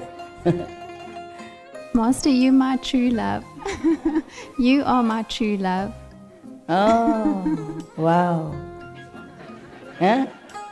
You are the true love for all of us. How touchy-feely. Yeah. Thank you. Okay. Now, the contributing karma. This is a karma that people, collective karma. People around you that make trouble for you. Okay? Of course, you can do that if you don't teach anybody. If you're alone, practicing all for yourself and maybe indirectly, automatically, by the way, influence your 5, 6, 7 generation. But if you are a master, any karma is allowed to be near you, to cling on you, to rub off on you. No matter if you're Buddha or not. See, that's why the Buddha, because of his disciple, he has no food for 3 months. He has to eat horse food. And Jesus has to be nailed on the cross because of karma of disciples. And endless other masters, you name them, they all have them. Okay? But for the disciples, it's no problem, no big deal. You don't have anything. You may be affected, it can be affected for just temporarily, but hardly anything too serious. That's a job. You want a job? No. Wise. You see, this man, he's probably later on, the world call him precept number 1, you know? Just like Ananda is memory number 1, and Wunsu, Manjushri is wisdom number 1, for example, like that. And Mauda Lagayana is magical number 1, etc. Yeah? This one, precept withholding number 1. That's why he became like a precept transmitter in this group. Whoever knew a karma, he probably transmit the precepts. So he's a law holder in this assembly. Yeah. So that's what he thinks, yeah? Precepts, yeah, and controlling your mind, your body. Don't let it ruin you. Don't let it rule over you is a method, right? Now, Maugayayana arose from his seat, bowed at the feet of the Buddha, and said to the Buddha, "Once when I was out on the road begging for food, I met the 3 Kashyapa brothers. 3 of them. One name is Uruviva, another one named Gaya, the other one named Nadi, who proclaimed for me the third come one's profound principle of causes and conditions. I immediately brought forth resolve and obtained the great understanding." Just to hear the cause and effect, he determined to obtain a great understanding, meaning he resolved he must get enlightenment. Yeah, he resolved at that time. Because sometime maybe he became a monk under the Buddha, but he has not completely determined in his mind to get enlightenment. You know, just too comfortable. Every day sit at the Buddha's feet, listening to him talking and explaining things, and the Buddha pamper, spoiling all these monks like his own children. Yeah, it's too comfortable. You know something and you feel something and you're determined to get it. It's another thing. So he know, okay, everybody should get enlightenment just like all of you do. Yes, Master, we want enlightenment, but I don't know how much you want. So only that day when he went out begging, and suddenly he listened to these 3 brothers, same in the house, same Buddha's monk, talking about cause and effect. Karmas, yeah. And suddenly at that time, maybe he feels scared. Suddenly it hit him that if he doesn't practice well, if he doesn't get complete enlightenment, maybe like that. Every day he took things for granted. Yeah, I have a Buddha. Buddha will save me. Just don't even think like that. Just too comfortable. Just sit there. Doing not much. Maybe don't meditate very well the way you do. You meditate better, right? Huh? How did he learn so fast after he went outside and started? It just happened, okay? Just like sometimes, suddenly you listen to me for years, the computer, yeah, or internet. Master, the Buddha, enlightenment nature. We all have to be disciplined, must get enlightenment. You listen and then, oh yeah, okay. But you don't get it. And suddenly one day you hear one of my sentence, and then, it hit you. It brings you something that you never know before. Or maybe one of your brother and sister, they just talk together about something, and at that moment, somehow it drives home something, okay? It just happened, yeah. We need a lot of cause and conditions to arrive at where we want to arrive, okay? So it's just like some monks before, he listened to this and then he listened to that, or suddenly he saw this and then he awakened. Not because of the bathtub, not because of the bathhouse, not because of the water. It's just the condition ripened, yeah, and then it happened. Just like your mother keep giving you milk, and then suddenly one day, that's it, you don't need more milk. And I have practicing to ride bicycle when I was young. I keep falling, hurting my knees. And one day I just can. I thought I could not. I keep falling, and the bicycle run away from you, they control you, not you control the bicycle. It doesn't go straight, it goes to anywhere. You know that when you first try the bicycle. Just one day I just can, just like that. You see? Yeah. Time, you know? Yeah. Just time, just the right time, yes. And probably these three brothers talk to each other about the bad consequences of bad action, yeah? Like you could go to hell forever or suffering forever. Just like one of the sutra, Maugalayana. One day he also had to take one of his disciples to go to see hell, see all kind of suffering, to wake him up. See that? Now these three brothers was talking probably about something very terrible that happened in hell. Maybe because they themselves saw it. That's why it makes more impressive influence on Maugalayana. Understand? The Buddha say, okay, if you don't practice, you eat meat, you drink wine, you go to hell. Everybody knows that already, yeah? It didn't hit him until that day. Personal experience from these three brothers tell me, oh, you know, my God, yesterday I went to hell. Not went to hell maybe, but hell was open for me to see the scene that people suffer in there, or the beings suffer in it. It's incredible, incredible. It's unbearable. And then it hit him that it's true, it really has hell. And people, beings truly suffering in there. A turning point in his life, yeah, hit him. So he became determined to pursue Buddhahood, at least enlightenment. Otherwise he don't want to go to hell like that, yeah. The third come one accepted me, and the kasaya was on my body, and my hair fell out by itself.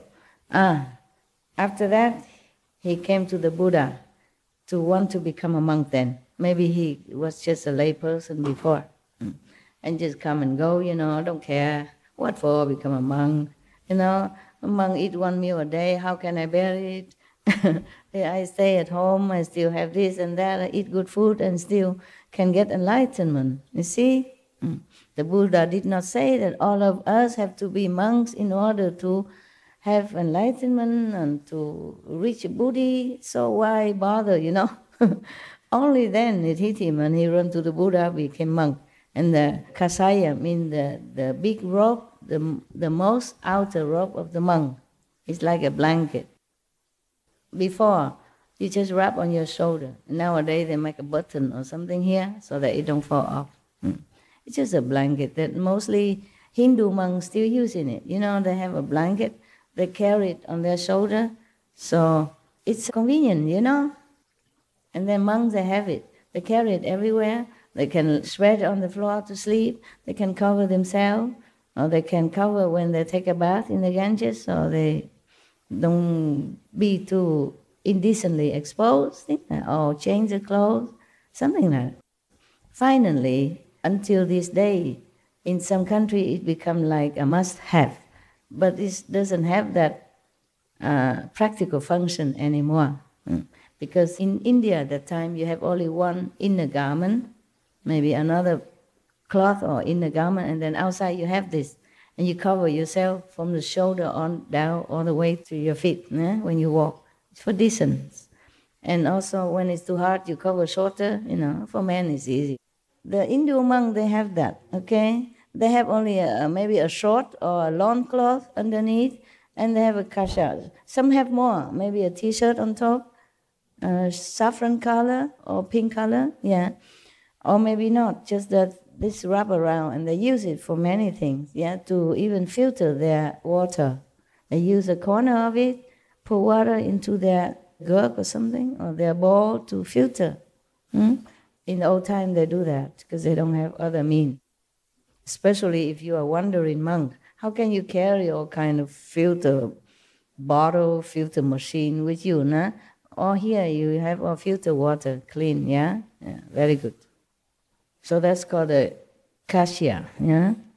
And nowadays they make it more official, and in the old time the kasya will wear out sometimes, and the monks of course will mend it with their little part of cloth. And the more patches, you know, meaning the older, more senior in the monkhood, yeah, And nowadays they all sew it all up for you already. Many pieces on your kasha. Just symbolic, mean that you mature in monkhood, that you are bhikkhu and bhikkhuni. Yeah.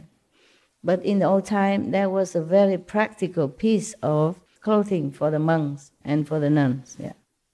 The nuns, of course, has to wear more. The monk is easy. Even just that is enough. And they wash it and they wear it immediately. Mostly they have only that. They don't have double to change. I had almost like that when I was in Rishikesh, except it's white. I had 2 pairs.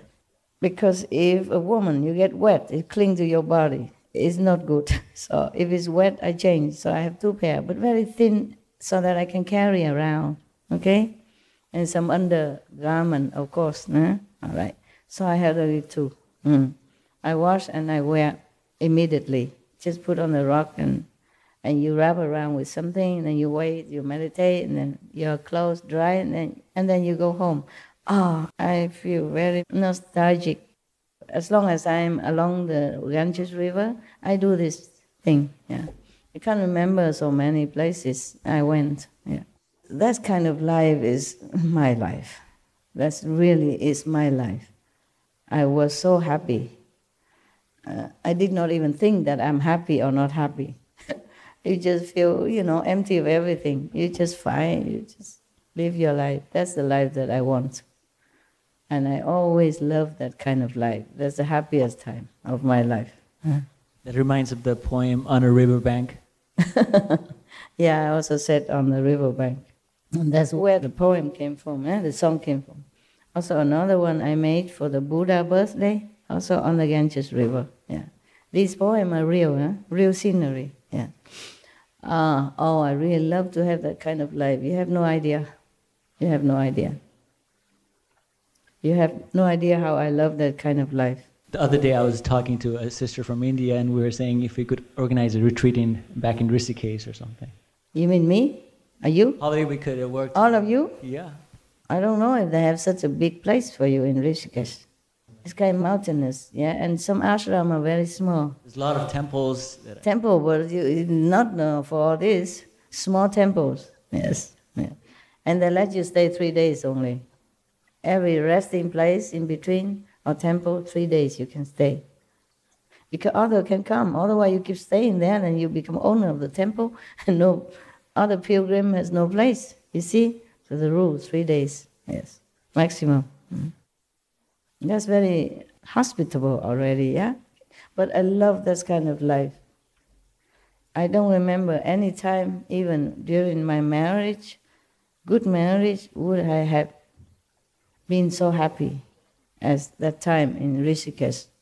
Rishikesh is a more deep impressed because I stayed there long and alone in little mud hut, and truly lived the life that I wanted to, even though I don't have a lot of money. Every day I can afford to make my own chapati, a few, and then a cucumber or peanut butter. That's it. If I eat an extra samosa, the next day I have to to skip lunch. Yeah, it's cheap, but I didn't have a lot of money at that time. It had to last. I didn't know how long I stayed. Now I think about it, that's the happiest time ever, of my life. Happiest time. And if I could do it again now, I would be ever so happy again. I imagine that. That is for sure. I know what I want. But we don't always have what we want in life, Life takes us different paths. We just accept it. That brings me to another topic. The brother asked me, just one more tent, and this one is bigger for you, Master, more comfortable, bigger, large. I said, no, I have one already, and I'm happy in it. Why have another? He said, just one more in case. I said, no, one more is too many already, because now I already have a lot of things. When I first came to the cave, I'm happy. I have only a few pair of clothes hanging on the string at the window, I don't even have where to hang. I tie the knot between one door and one window to make it like a triangle, empty spot, so I can hang a few pair of clothes. Yeah, and I intended to live like that. And because I forgot that I need to go out and appear in the public and then conference this and that. And then so they bring clothes in, and then because the cave was leaking, originally I put clothes somewhere else, so I don't want to put it in my cave. I want my cave just empty like that, as is. I don't even want one more chair inside, just sit on that step so that I can use it also to climb high if I need. But then they brought in a big television. Fine, okay, it's good for me to check out sometime SMTV. And then later, because of my dogs, I have to move my dogs to where I put the clothes before. I used to live in the VIP house and one room and put all the clothes in there. That was temporarily during the first retreat. I don't want to stay there. I didn't want to. Any houses, don't want to. And have garden and lock gates and everything, So then I moved to the other emptier house. But then the dogs came and they want to see me, and I don't want to go to the VIP house to see the dogs. The dogs stay in the VIP house. I stay in the cave. So I have to move the dogs there so that I can see them often to see if they're okay or not okay, if they're well taken care or not. You can see that if you see them often, And every day I go there and make it into my office, But that only when I see the dogs. And when I don't see the dogs, then I bring work back to the cave and work there. Also there is electricity, light. They put it in. Before I don't have. If I don't have to work, I don't need electricity either. When I first came, I did not even have this heater fan. Nothing. And okay for winter too. If you zip the tent down, then you don't feel that cold. Just a little bit more clothes or more blanket. They brought me three very thin fleece kind of blanket. Sleeping bag actually type, but I zip it all out and make it. I pin them together, 3 into one blanket. I didn't want to bother take another blanket in anything. I use them all like that, and it was okay. It's a little chilly, but it wasn't all bad. When you're tired, you come home, you just drop dead. Meditate and then drop dead. You don't feel too much discomfort. And then slowly, because of work, and then I have to move all the clothes back to the cave. And now I have even these plastic closet, but plastic, thank God, But that's it. That's what I have now. Nothing more. Because of the clothes, to protect these delicate clothes like vegan fur and stuff like that. So he wanted to squeeze that tent also inside there. I said, no, please, don't make me sacrifice more than I already do. I said the clothes and the closet now that we brought newly in is already my limit of sacrifice for all this, okay, for my cave. No more, please take. He did not understand, so I had to tell him that. These clothes and closet already a sacrifice for me. So if you put another tent here now, it's a bigger sacrifice. Don't force it. I don't want it. If I can, I would throw everything out in just a few pair of clothes. That's all, then I'm happy. But I cannot, so I have to accept it. So just don't make any more. He didn't mean anything bad. He worried about me. He was crying even. Master, why you stay in such a small space like that? I said, small? I am small. That's enough. The coffin is even smaller. The coffin, when we die, even smaller, and we fit all in. Why worry about now? The tent is okay. Just fine, Because the bigger tent, you don't have this kind of throw it in the air and then it become a tent, Only smaller one, and you can do that. And I like that. Because I don't know how to string this structure like you do. You're more expert. You do that all the time. I cannot. I string one and the other one loose. Those Mongolian tent with the sticks and you string them together. I could never do it. It takes me a whole day and I fix one, the other one come out. They call it a 10-minute assembly kind of tent, but it takes forever. Yeah, they have a stick like this, many sticks, and then you string them together. I don't know. I saw some of your brother, sister do it, and I learned I can, but I stick one in, the other one came down, and forever. So I forget it. I like those that, you just throw it in the air, and it spring up. 30-second tent. So that's why it's smaller. Bigger tent, you have to string this thing. Yeah, and then it keeps losing all the time. Or maybe I kick it and then it get loose. I did it all right, but then I'm clumsy. I turn around and then another one loose. And then I fix it. And I probably fell down something, and so many other, they all crumble and lose together. I said, oh, forget it. I don't want ever this tent again. We use that tent for outdoor meditation as well. Others string out. Oh, that's the best. 30 seconds. That's the best. That's the best. Just string it out. No work, you know. I like things that are simple and no work. Yeah, I like things that are simple. I don't even like furniture in my house. So that's as far as I can bear already, you know. These cupboards for hanging clothes. Another tent, oh my God. And this is a big tent even, with this stringing stuff. I was sure I have fun with it for many days. Even if I succeed, it probably take me 3 days. I probably have to tape it. Like you string it and then you use a sellotape to tape it to make sure it don't come out. I probably have to resort to that. So I say, oh, no, please, take it out. It take up space, you know. It feels so clustered, yeah? Don't feel comfortable. And a cave even. And it's a very bright orange, yellow tent. Oh. Not that I could even overlook it, you know? And the cave, it looked big, but it's big column and all that inside. They used to put statues of Bodhidharma and the 6th patriarch of Chinese Zen Buddhism. So they took away because they belong to the old owner. So there are these kind of platform still there. I use them for putting my tent on. They're too small. My tent sticking out 4 directions. But it's big enough for me. That's why your brother was crying, thinking too small. I'm not small. I'm very small. I'm pocket size, traveling size. All right. So he became a monk, yeah? Shave hair, have a kasha. I roam in the 10 directions, having no impeding obstructions.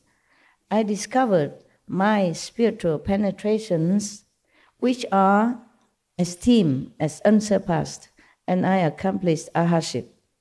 So he has become arhat. But even then, can you imagine? Even then, he cannot forget to use his magical power, which eventually led him to miserable death. Yeah? He continued, not only the honor one, but the thirst come ones of the 10 directions praise my spiritual powers as perfectly clear and pure, masterful and fearless. The Buddha asked about perfect penetration by means of a spiral-like attention to the profound. The light of my mind was revealed, just as muddy water clears. Eventually it became pure and dazzling. This is the foremost method. So that's his meditation method. Now, next monk. Any question about that? Anything I forgot to tell you? You see, he saw the light inside already. If you see the light, that means you already contact with the Buddha nature, no? That means you're enlightened already. Just that. But he has more. He has more than just seeing the light. So the Buddha certified him as arhat. If you don't see the light, that means you're not anywhere yet. Except when you're in the 4th level and maybe it's dark over there for a while until you fumble around and see your own light, then you'll be okay. Next monk. A Chusma came before the Buddha, put his palms together, bowed at the Buddha's feet, and said to the Buddha, I can still remember how many kalpas ago. Oh God, aren't we envious, nah? Always there to remember all the kalpas, numerous. I was filled with excessive greed and desire. There was a Buddha in the world at that time named King of Emptiness. He said that people with too much desire turn into a raging mass of fire. He taught me to contemplate the coolness and warmth throughout my entire body. It's another method. So when he meditated on this method that the Buddha told him, a spiritual light coalesced inside and transformed my thoughts of excessive lust into the fire of wisdom. After that, when any of the Buddhas summon me, they use the name Firehead because he has succeeded in transforming his desire, his lust into light. Therefore, maybe his head always emits light. They call him Firehead. There was many kalpas past. From the strength of the firelight of Samadhi, I accomplished a hardship. I made a great vow that when each of the Buddhas accomplishes the way, I will be a powerful knight and in person subdue the demons' hatred. Maybe that's why he's born at the time of the Buddha now, in order to protect the Buddha and his disciples. Maybe you don't need to protect the Buddha, but protect the disciples that following the Buddha who are not yet powerful enough to subdue the demon. The demons always hang around the Buddha. Yeah, they do like that. They also like to listen to Dharma, but some of them are so fierce. And if your level is not high enough, they might scare you or harm you. They rub off something. And not to talk about the demons and the Maya always hang around the Buddha to cause trouble. Cause trouble for his disciples and indirectly trouble the Buddha. Yeah, they do that all the time. The Buddha asked about perfect penetration. I used attentive contemplation of the effects of heat in my body and mind until it became unobstructed and penetrating, and all my outflows were consumed. I produced a blazing brilliance and ascended to enlightenment. This is the foremost method. There's not much we can explain here, so I don't need my calendar. Next one. The Bodhisattva name Maintaining the Ground. This is some name, huh? Arose from his seat. Maybe he's the one who taking care of the ground where the people meditate. Bowed at the Buddha's feet and said to the Buddha, I remember when universal light, thus come one, appeared. Another Buddha, long time ago. In the world, in the past, I was a bhikshu who continually worked on making level the major roads. No wonder that's why he's an engineer, soil engineer, making roads. Ferry landings and the dangerous spots in the ground where the disrepair might hinder or harm carriages or horses. I did everything from building bridges to hauling sand. No wonder his name is Maintaining the Ground. Just like goldsmith, blacksmith, woodsmith, carpenter, yeah? Okay. Now, Buddha doesn't have any carpenter, bodhisattva here. I didn't see yet. But he has a soil engineer for sure here, yeah? I was diligent in this hard labor throughout the appearance of limitless Buddhas in the world. Wow, so whenever any Buddha appear in the world, he also appear to level the ground, to maintain the bridge and repair the road. If there were beings at the walls and gates of the cities who needed someone to carry their goods, I would carry them all the way to their destination, set the things down and leave without taking any recompense. And he don't charge money for that. He helped a lot of people. When the Buddha Vipassing appeared in the world, there was a worldwide famine. I would carry people on my back, and no matter how far the distance, I would only accept one small coin. If there was an ox cart stuck in the mud, I would use my spiritual strength to push the wheels and get it out of difficulty. Once a king asked the Buddha to accept a vegetarian feast. At that time, I served the Buddha by leveling the road as he went. Vipassing thus come one rubbed my crown and said, you should level your mind ground. Then everything else in the world would be level. Immediately, at that time, my mind opened. As the Buddha said that, he blessed him also. So immediately, my mind opened up and I saw that the particles of earth composing my own body were no different from all the particles of earth that made up the world. The nature of those particles of dust was such that they did not connect with one another, nor could they be touched by the blade of a sword. Wow. You know that, right?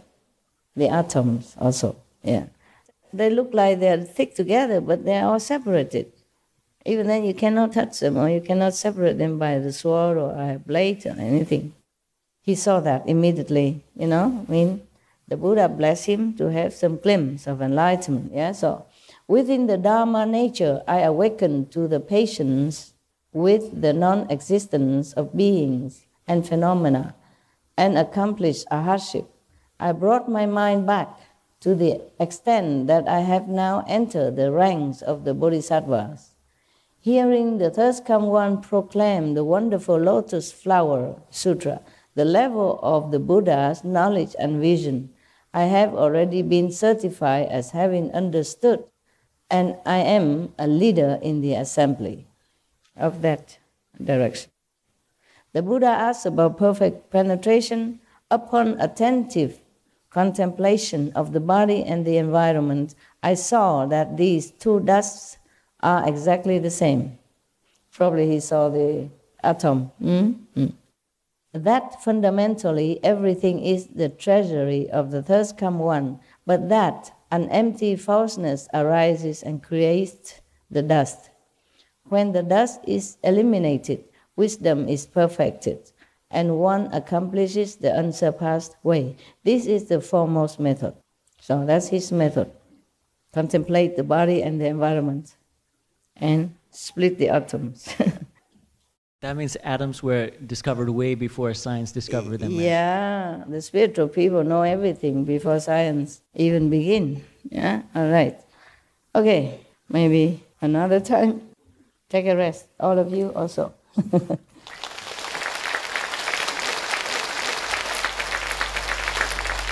Thank you, Buddhas.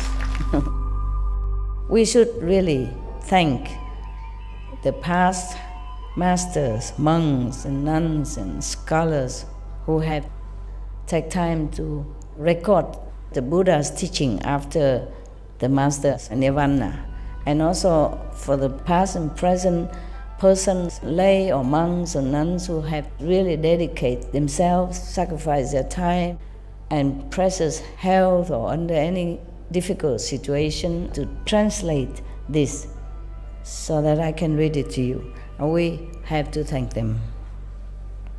And may they be blessed forever by all the Buddhas, past, present, and future. May their merit be immense. May they be liberated forever. Thank you. I can't believe I speak hours non-stop. I could not. Yeah, truly. Because I don't know how, really. I normally don't like to speak at all. That's why I avoid to see people whenever I can, yeah? I don't know what happened. I don't know if it's love or is it your desire or... We are so blessed, Master. Thank you so much. Because I tell you why. The other day, remember we have a mantra for the practitioner after the Buddha died. He said you can make a mandala, build a hut or a platform, and you have to sit there 100 days, no sleep, no eat, no drink, and recite what mantra, so that you can also become enlightened just as when Buddha alive. And the mantra is about 20 pages. I didn't read it to you, remember? And then I thought I better practice reading it first at home. It's translated. I don't know if it's really 100% effective, even if you do it nowadays with this mantra. If you did not encounter Kuan Yin method and you want to do it according to Buddha instruction, I'm not sure if you can even sit 100 minutes. Not to say 100 days, and then without eat, without drink, without sleep, and recite that mantra. Yeah, but nevertheless, I thought maybe one day I will read it to you to complete that. It's supposed to have also some benefit, okay? But then, so I try to read it at home first, so that when I read to you, it's smooth. and not obstructed. I read only half. I feel very, very tired already. And the next day I read another half. I feel tired. One day I try again to read. I try to read several times so that I become more used to it. Because a mantra is not like English, you know. Words are not having anything to connect with your intellect or your logic. I try to read. I read just maybe one time. That's it. I feel so tired already. I read loud, understand? Just reading even. Don't even have to think. Yeah. So tired. 师父，我可以讲一下吗？说。师父，我那时候求印心的时候啊，然后我要去印心的那个路上，我就往里面一直求，我就说：师父，您是师父，我真心跟你求印心。那如果我累世修行的对我解脱、对我真正修行没有帮助，请师父就帮我拿掉，那于众生有利的再帮我留下来。结果我印心出来，我以前每天诵大悲咒，然后往生咒那些咒，我一个字都想不起来，一个字都想不起来，完全想不起来了。谁叫你乱求嘛？没有，可是我因为修行以后，从内在自己得到的东西，不是这一世用头脑去学的东西，都在。OK， 所以我知道那个咒语没有用，因为那个咒语当初有用，是因为传法的那个人才有用，传法的才有用。对，是真的是这样。对，所以我觉得我根本都忘光了。okay. 我印心前还一直在持，我持很多咒。了解。可是连最简单的都忘光了，都忘一干二净。对，然后连最简单的大悲咒，记得那个我也通通忘记了。啊，记得那个就好了。我还记得一些了，不过我不常用，不用。像那个喂那个恶鬼的时候，要念什么咒给他多喂出来的啊，都是弄辨识咒啊，给他而已啦，别的都我记得也不用。好，谢谢，懂了。She just wants to tell you that even if I read that sutra, if I read it to you, it might not be useful, because before she initiates, she asks if anything useless, then please delete it for her. She asked Master to do that before initiation, and it's really she forgot everything. Being a nun, you know many mantras. You have to, yeah, you have to know many mantras, but she forgot everything after initiation. Truly, all deleted, like computer. Dustbin. Okay, I see you maybe later, huh? Maybe.